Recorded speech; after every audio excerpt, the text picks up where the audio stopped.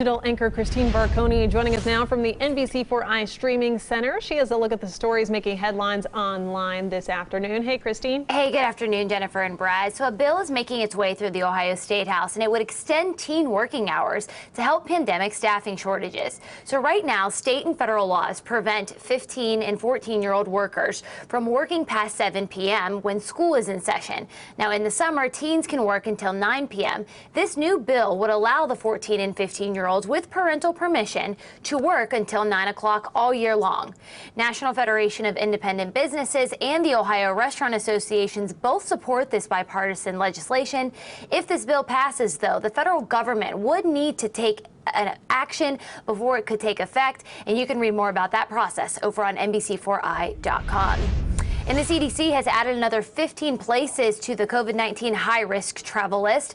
Among them include Costa Rica, Jamaica, the Dominican Republic, Fiji, and the UAE.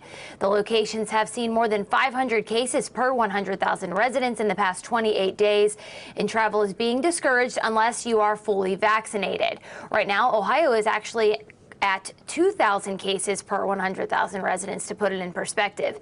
You can see the full list of countries over on NBC4i.com.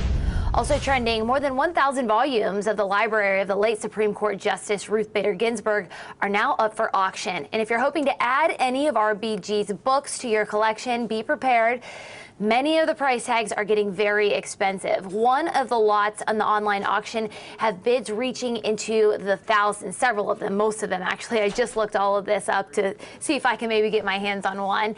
But one of them, an inscribed copy of Gloria Steinem's 2015 book, My Life on the Road, a bid for that is currently sitting at $25,000. The auction ends tomorrow at noon. And tomorrow night is one big game for the United States men's national soccer team. They return to Columbus to face El Salvador in the World Cup qualifying at Lower.com Field. If you take a look over on NBC4i.com right now, you can scroll through and see everything you need to know about the match laid out there. The Americans and Salvadorians will kick off at 7 p.m. as both teams look for a spot in this fall's World Cup. This is the second time the U.S. men's national team is playing at the Columbus Crew Stadium that opened last summer, and this is actually the first winter game at the new stadium, and the Americans are favorites heading into the game. Guys, I just looked a few minutes ago. Weather in San Salvador is 86 and sunny right now. They're not going to be happy. They're not going to be happy. I don't think so. I mean, we got sunshine. Yeah. You think that'll help? This is good. I think kickoff's going to be about 25 degrees tomorrow, so better than current.